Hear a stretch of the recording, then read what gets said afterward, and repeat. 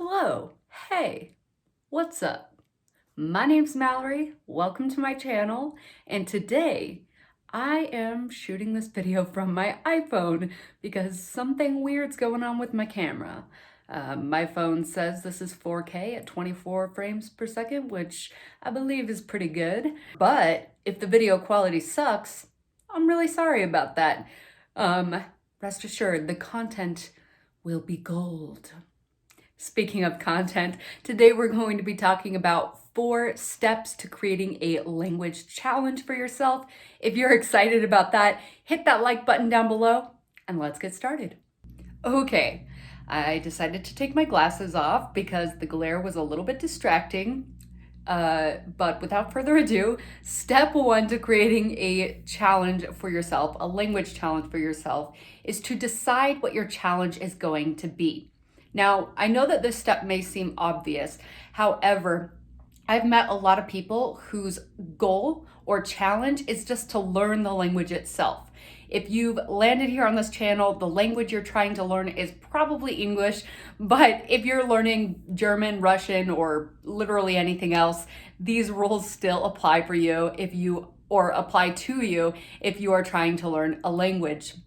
So you need to decide what your challenge is going to be beyond just, I'm going to learn this language, because languages are huge and there are a lot of challenges and things you can do to break it down into more manageable pieces. You can create smarter goals, okay? And if you'd like me to make a video about SMART goals and to break that down for you, let me know down in the comments below and I will definitely do that.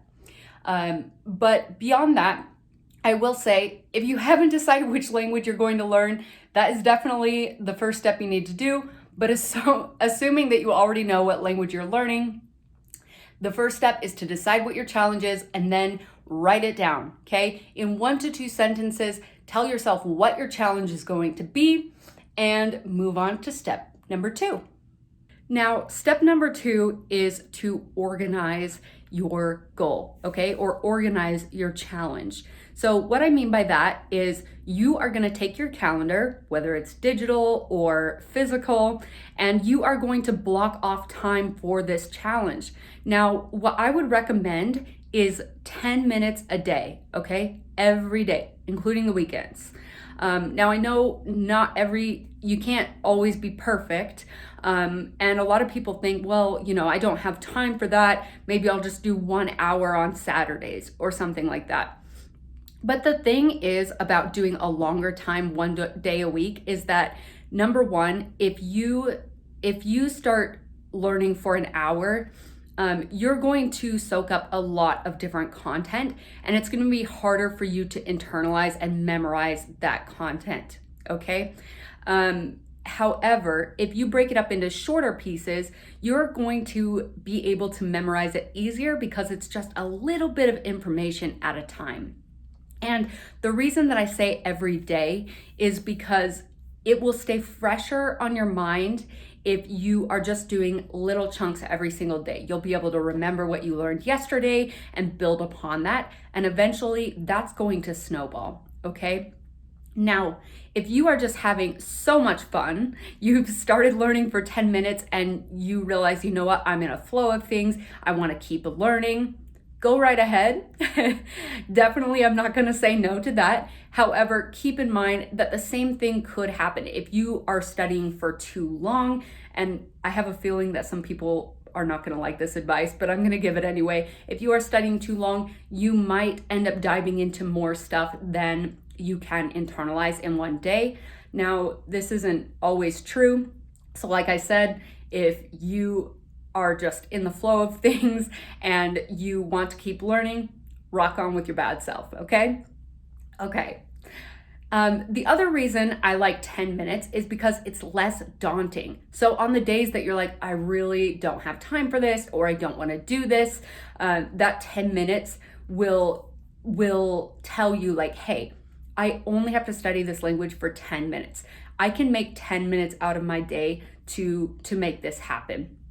And the other reason I say to block this off in your calendar is because if you can create a habit, right? or if you can block it off at the same time in your calendar, then your brain already knows like, hey, it's 8 a.m. or whatever you decide. Maybe you learn better at nighttime, so it's 8 p.m. Okay, I need to spend 10 minutes on my language challenge. And after a while, after you've done this for a little bit, you're going to create a habit and you're going to automatically know like, hey, it's this time, it's time for my language challenge. So that can be really helpful if you just pick a time in your day and get going.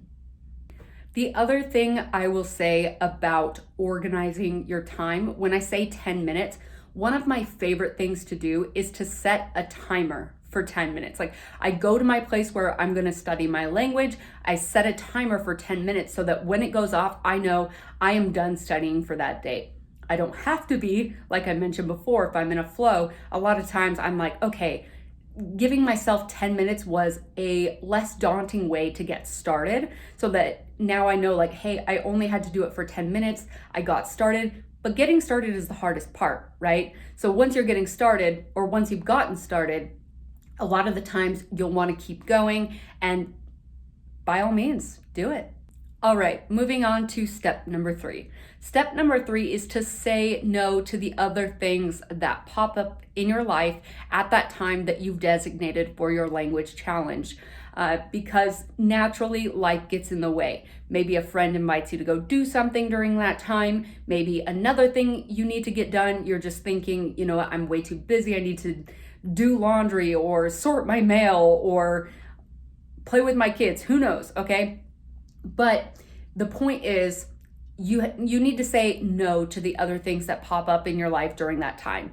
It's just 10 minutes and you've designated that time for this challenge. So if you start to say yes to other things, this language challenge is going to become less of a priority and most likely you're not going to follow through. So say no to those other things that pop up, even if it's just for 10 minutes, and go sit down and work on your language challenge because this is a priority for you and you need that to be consistent with that time to make it happen.